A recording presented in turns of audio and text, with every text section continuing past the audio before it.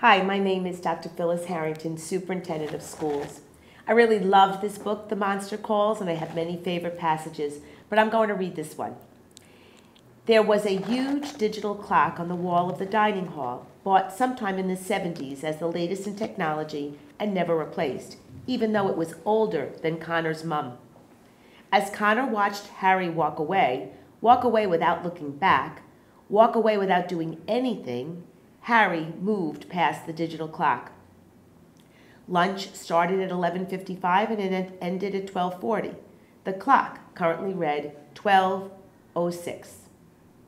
Harry's words echoed in Connor's head. I no longer see you. Harry kept walking away, keeping good on his promise. I no longer see you. The clock ticked over to 12:07. It is time for the third tale, the monster said from behind him. How about you, Miss Mazun? What is your favorite passage? Well, to be honest, I was curious as to why that was your favorite passage. Because I happened to notice that one as well. For me, throughout the entire book, the build-up to the 12:07 was really powerful. Mm-hmm. And it drove me to want to get to the end of the book because I felt that it had a message. Right, it had a meaning. And a meaning.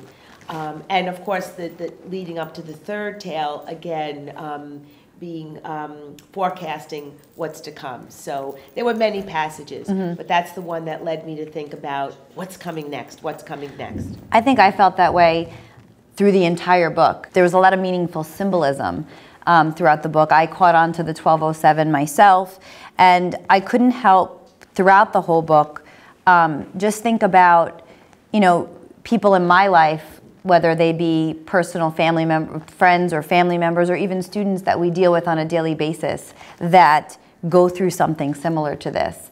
And, the title of this chapter being I No Longer See You, I can see how students or people can kind of feel as though no one is seeing them and no one is seeing their struggle. So I just found meaning throughout the whole book that particular way. Totally agree with that. I don't think that Connor would have been able to face his grief without the monster's help. I think that the monster within Connor is what brought out or what forced him to face what was actually happening and in his life and the turmoil that he was feeling. And sometimes we need that monster within us to kind of act out in order for us to face our fears and face the truth and come to terms with what's going on in our life. So I think that he actually needed that monster. And I would add to that yes, for Connor, it was a monster in this. But I do think that it could have been replaced by another source that helps you get through grief. I don't know if it was only had to be the monster.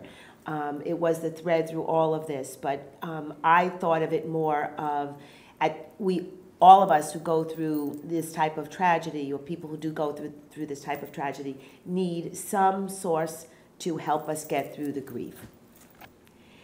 I don't know if Connor should be punished for his role in the fight. I think that it does make you think that there's always some deep-rooted reason why people act in a certain way and carry out certain behaviors. And while it's not about excusing all behaviors, it is about taking a time to think about, is there a root cause? And perhaps we address what the root cause is versus what the actual behaviors are. That being said, we live in a world where, consequences do matter. So it's that balance that is always at odds. Mm-hmm.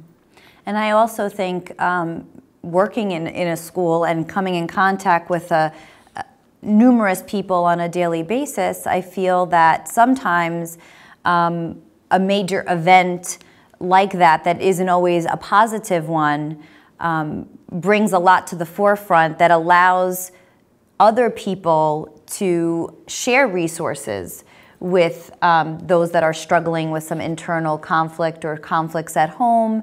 And so although the fight itself is not the best way to handle his grief, Connor acted out, and it definitely brought him into the forefront and people giving him attention that he needed. And I often find that as an associate principal dealing with students, that their behaviors are not just because they want to be bad, if you will, but because there's some underlying issue that they're crying out for help. And so when we address the entire child, we then get them the help they need. I would want to know a little bit more about the father. I did not like the father, and I believe he was portrayed as a very selfish individual. And for me, I would like to think that there has to be something, as a parent, the thought that someone would go across an ocean and live that far apart, especially under the circumstances that Connor was living in. I find that just so hard to believe, that I would have wanted to know more about the dad, and that's what I would ask the author. Yeah, it's funny you say that. I agree with that. I can relate to this situation personally, and I'm sure other people in their lives can as well, and I was just really at a loss when it came to the father as a character. I wanted to know more about him. Why did he leave? Why wasn't there more of a sense of urgency that his child was dealing with such a major loss in his life, or what would be a major loss in his life? And how, as a parent, you know, being a parent myself, you're selfless when it comes to your children. And I just couldn't relate to him, and it was frustrating. It definitely brought out a frustration in me. As I was reading this book, and I truly loved the book, I couldn't put it down from the moment that I started reading it. I started sharing it with some of my friends and family members, and their response to me was, I'm not really into fiction. I don't really like to read fiction. And although the book is a fiction novel, I definitely didn't feel that way when I was reading it, because yes, there's a monster in the book, but the way that I felt about the monster, or the way that the monster resonated with me, was that we all have that inner monster in us. And that it wasn't like a spooky monster, scary story kind of book, but it was more of about an internal monster that forces you to face things that you're not comfortable or ready to deal with. And the story is a very realistic one. I know, as I mentioned earlier, a lot of students, a lot of friends and family members that have had similar struggles. And I think that it actually is a very realistic story, although it is a nonfiction book. Almost exactly the same thing. Throughout the entire book, from the very beginning, in my own mind, visualized the monster as his inner voice. Yes. So it wasn't, I never saw it as a real being, if you will. Correct. To me, it was always about an inner voice. So it didn't distract from me, because that's how I perceived it from the onset of the beginning of the book through the very end. And one other interesting thing, there aren't many pictures in the book, but there are a few, and I found myself kind of stopping and looking at them to see if I could actually make out what this monster looked like.